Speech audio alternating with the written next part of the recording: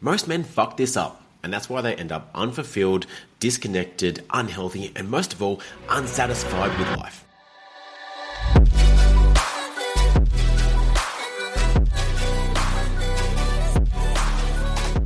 Welcome back to another episode of the Be Better podcast. I'm your host, Harrison Orr. I've coached almost 500 men to have better health, more optimal performance, and just be better husbands, fathers, leaders, and business owners, and just live life on their terms. One of the mistakes a lot of these men have made, myself included, and a lot of men continue to make, is the value in which they measure themselves by. The value in which they measure themselves by as a father, as a husband, as a leader, as a man in general. And so how many men, and this might include you, because this was definitely me when I first became a father. What is the number one thing that you said you wanted to be? What type of father? What was the thing that you wanted to do for your child, for your family? The number one thing that most men say is I want to provide. I want to be the provider for my family. I want to make so much money that my wife doesn't have to work, that my family never has to go without, that we can have everything that we need so that, we never have to say no to something because we can't afford it.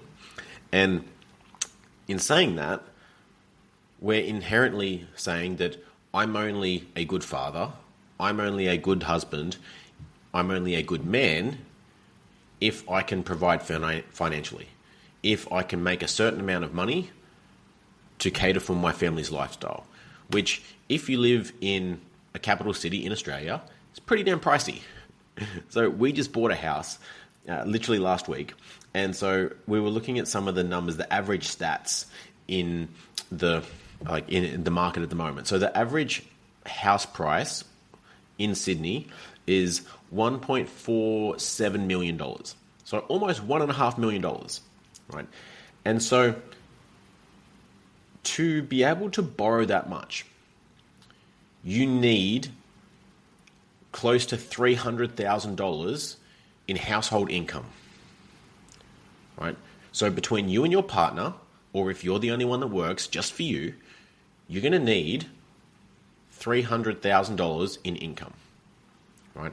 We're not talking about either the deposit which you're going to need, or so another $300K plus stamp duty plus everything else, but just to be able to have that kind of money, you're close to $300K. And so the percentage of people that make $300K is pretty damn low.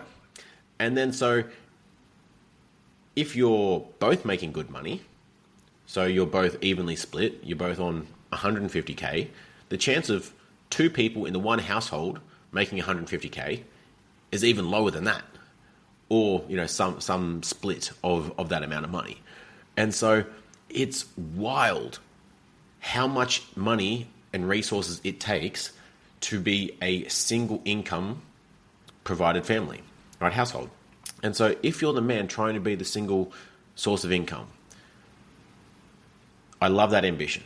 It's what I want as well. I'm not trying to take that away from you. I wholeheartedly believe that you should strive for that as well, if that's like your ambition as a male. But recognize it comes with consequences. Like, you got to acknowledge that if your family's getting the leftovers, if your family is not getting the best of you in order to pursue that, something's got to change. I'm all for having seasons in life, but if your family is getting the scraps, they're getting the stressed out, the tired, the no energy, the not present version of you, so that you can make that money, so that you can be the provider, then what are you sacrificing? Sure, you might make that money, but you're also sacrificing being there physically, like emotionally, being present, so that you can actually listen to how their day was, actually be the father that they want you to be, and be there for them in that capacity. Because if we're not there when they're little, and some of those little things are massive to them, when they get bigger, do you think they're likely to share those things with us on their own accord? No, because we don't have that relationship with them. And so if our family isn't getting that version of us, even in some capacity, like we don't have to quit our job and just give all our time and attention to our family, because we still got to make money in some capacity. But if the only interaction they're getting with us is tired dad, is stressed out dad, is the dad that's always on his phone, he's always worrying about work, he's always taking calls, he's never really here, he's always prioritizing work over family, then no matter what you say, what do you think that shows our kids? Because let's be real, like how often do they listen to what we say versus how often do they learn from what they see us do, right? Every single time. And so if they're watching, that's how we live. We prioritize phone over those family dinners and communication and conversations.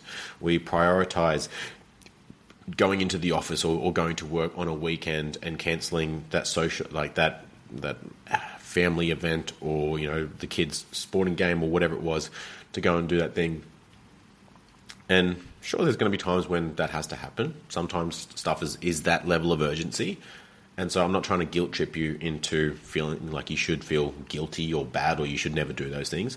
But if that's the regular, like if that's the common occurrence, think of what example that is setting to your son, to your child. And then ask yourself, is that the example that you want to set? Right? If it is, then don't listen to me. Keep doing what you're doing.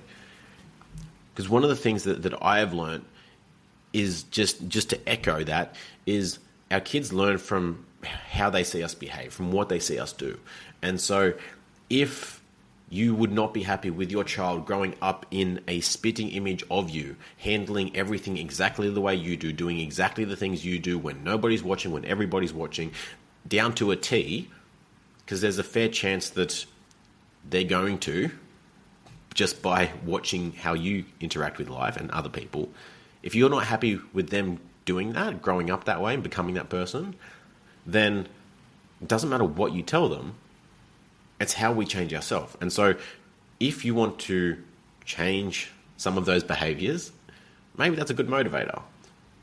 Maybe it's more of a motivator to tell yourself that, well, I don't want my son or my daughter to grow up thinking that it's okay to express your anger that way, that it's okay to communicate to someone that you love that way, that it's okay to put your health on the back burner and prioritize everybody else and have no boundaries, that it's okay to do these things even though it makes you unfulfilled and unhappy and secretly you want to be doing all these other things. Like, if you want to set a different example, take different action. Show them how you would like them to grow up. If you'd like them to grow up confident, to grow up putting themselves first, to grow up doing these things, holding these values that you say you have, but your actions don't match, they're not going to grow up based on what you tell them or what you say they should do. They're going to grow up watching you and emulating you. And I know that's a hard pill to swallow for some people. And so it takes creativity, right? How can I make this kind of money? How can I be that effective in less time so that I can still be here every morning and night to put my kids to bed and when they wake up in the morning, so that I can still find time for my health, date nights and like personal time with my partner and like do all these things? Because let's be real, it's not easy. Like all those things that used to be organic, like date nights and playtime with your partner, don't happen when you have kids anymore. All the things that, you used to be able to just work whatever hours you wanted to before you had a partner, don't happen anymore because you've got someone else to consider. Like, you've got all these things to kind of factor in. And that can be tough. It can be tough being a father running a business, having a career that you're proud of, because we got a lot of balls to juggle, right? We want to be the leader, that person in the career or in our industry that is amazing at what they do, that is the person of influence, the go-to person for that specific thing or their business is. We want to be the masculine energy, the partner that leads the family with confidence, that can resolve conflict with a calm, neutral, masculine level of level-headedness of thinking. Not the guy that gets frustrated and angry and flustered and, I don't fucking know, and then throws his hands up in the air and then storms off and doesn't know how to have a conversation, doesn't know how to handle his emotions. And so even if you're keeping that together, even if you're successful at work, success means nothing if your kids barely know you. Like, success at work, having that multi-million-dollar business, having an amazing, thriving business means absolutely jack shit if your kids barely know you. If your kids don't trust you to tell you what their day was like, tell you their secret, tell you what's really going on, what's it all worth? Like if your kids grow up and get to the point where they don't have to be at home, they don't have to rely on you, and they don't want you as a part of their life, they're like, oh yeah, it's just dad, I'll see him at Christmas and birthdays, but they don't actively reach out. What kind of life is that? Like, that's not the level of success that I want. I want a level of success where, yes, I've made all that money and provided things, but I've been there as part of my kid's life, that I've been able to be there and share things with my son so that when he gets to that point, he actively wants me in his life, as his father, as a mate, because he wants me there, not because he has to have me there. And so that's the frame that I think about a lot, is when my son is 20, is 30, has his own family, I want him to want me in his life. I want him to call me to ask for advice, to tell me what's going on his own accord, not me have to constantly poke, prod, fish things out of him, like try to get information out of him like it's drawing blood from a freaking stone, because we just don't have that relationship. Because I spent his entire childhood working, prioritizing things that I get to a point where I realize aren't that valuable, that I don't even really care about, that like, what's the point if what I had to sacrifice is more meaningful? And looking from that frame massively helps me to bring back my ego, my efforts and resources to, well, is that really necessary? Like, is working those hours, is the sacrifice of, be it my health, be it time with my wife, time with my son, is it really worth it? And like I said, we all have seasons in life. There's times where, sure, we've got to go hard. We've got to like really push to get this deadline, to get this thing set up. And then like, okay, we can ease back on that throttle. Like we go in seasons. But it can be really easy to get caught in that full throttle mode where it's just, we just need to get this one thing done. But it's never as simple as that one thing, because you get the one thing done and it creates another problem. Oh, we just need to then bring on one more salesperson. Or we just need to get this marketing right. Or we just need to create that next campaign. Okay, now we just need to make that next product. It's just that next thing, that next thing, that next thing.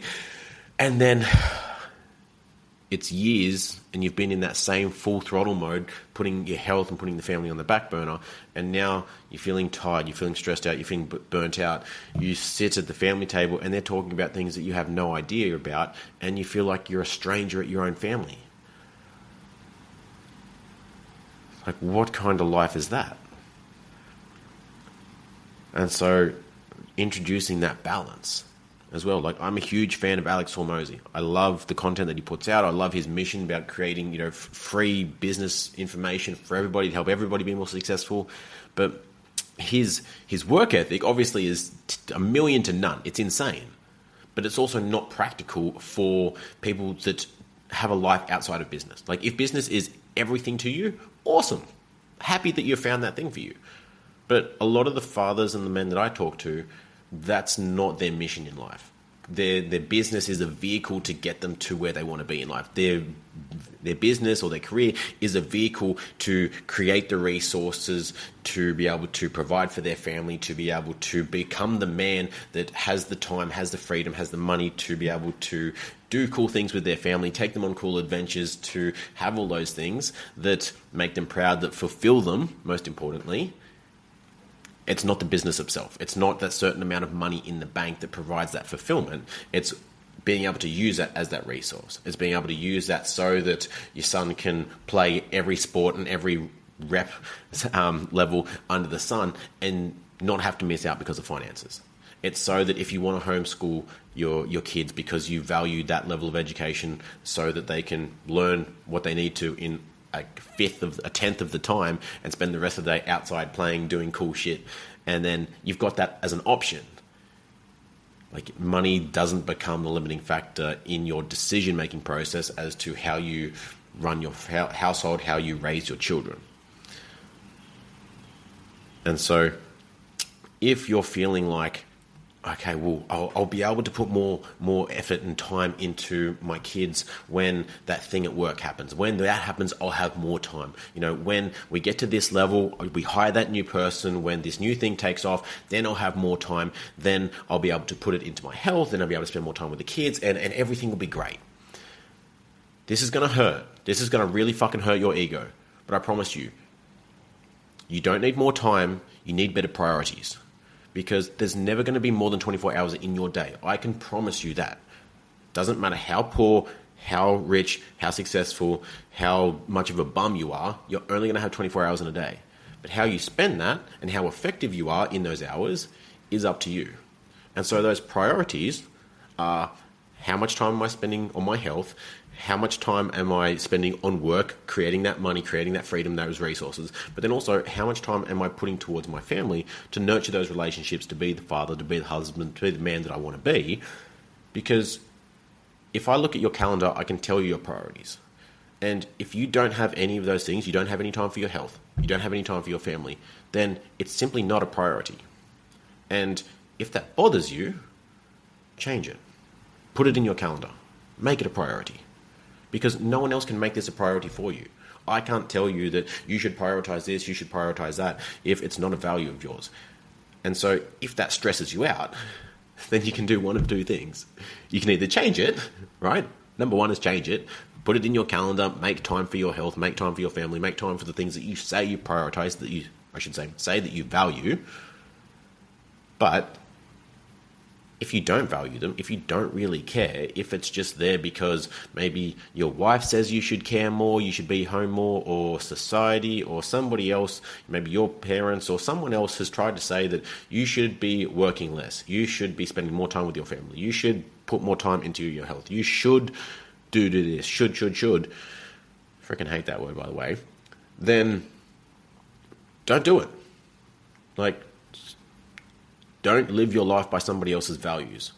Don't let someone else tell you how to live your life. And so just get rid of it. Stop saying that, oh, I'll work out, I'll put more time into my health when this happens, or I'll start the gym on Monday, or I'll put more time into my calendar when this happens, or I'll spend more time, I'll take you on a date night when this happens, or I should, I'll do this, and keep kicking that can down the road. Just stop saying it. Stop stressing yourself out. Stop making empty promises that you don't plan to fulfill to other people, but also to yourself. Because every time we say something that we don't follow through on, that diminishes, our word to other people, and they lose trust and faith in us. Because how many times has you've had someone in your life who said, oh, yeah, I'll get around to it, I'll do this, I'll do it then, and, all right, cool, I know he's never going to do that. Like, imagine people saying that about you when you say you're going to do something. I don't know about you, but that makes me feel pretty freaking shit, right? If I had that little trust, people had that little trust in me to be able to execute on what I said I would, that as soon as I say something, they're like, oh yeah, cool, that won't happen. He doesn't mean that. He'll do it if he feels like it or if it's convenient, but it probably won't happen. That hurts. As a man who likes to be congruent, as a man who likes to honor his word, that hurts. And so, by stop making those promises or saying those things to other people and to ourselves, our word gets to mean more. It carries more weight to others and to ourselves. We get to have more confidence in ourselves, in what we say we'll do, and consequently other people will have more confidence in us. And then also, our kids will learn from that. They will start to be able to set boundaries, and if someone asks them to do something, instead of saying yes, and then in their mind thinking, well, there's no way in hell I'm going to do that, or just completely putting that in the back of their mind and never doing it, they can set that boundary and say, oh, actually, you know what, I don't think I'm going to do that. Sorry, that's not a priority for me right now. Or, you know what, I just don't want to. I'm just going to be honest with you. Right? And then everybody's on the same page. And so they learn how to then say no and set boundaries from you doing it, as opposed to them learning the opposite, feeling like you have to people please, say yes to everybody, and then just follow through, and then your word is worth nothing, and then consequently your kids will do that as well. And then you're also breeding your kids to say yes to you and to do all these things, and know that they can say yes because they know that's what you want to hear at the time, and then just not follow through. And then how much does that frustrate you later when they don't do what they said they would do? Really fucking annoying, isn't it? And so I'm going to leave it there for now. I hope I've given you a few things to think about. I hope I've given you a few different frames on where you might sit in your current reality, things that might be stressing you out, priorities that you might, or values that you might say you have that are not being lived up to, that your actions and your calendar don't really reflect. And so if I can leave you with one action to take from this, look at your calendar. And first of all, I'm not going to assume that you have a calendar. If you don't have a calendar, huge red flag, go and use the fucking calendar. If you need help establishing one, I've got a bunch of resources that I can send you. So just drop a comment on this or on the show notes, or just reach out to me on Instagram. I'll send you some resources on setting that up, because how you manage your time is everything. It's our most valuable resource. So assuming that you've got a calendar, look at where your time is being spent. And assume that everything that's in your calendar are your priorities and your values. Is there anything in there that A, you do not value and is not a priority? Get rid of it. Hint, you can check your screen time in your phone for that one.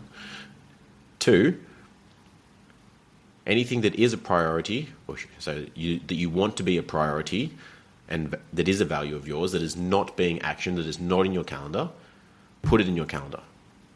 Put it in your calendar first before work fills it up. Put the date night every fortnight or every month with your partner in there.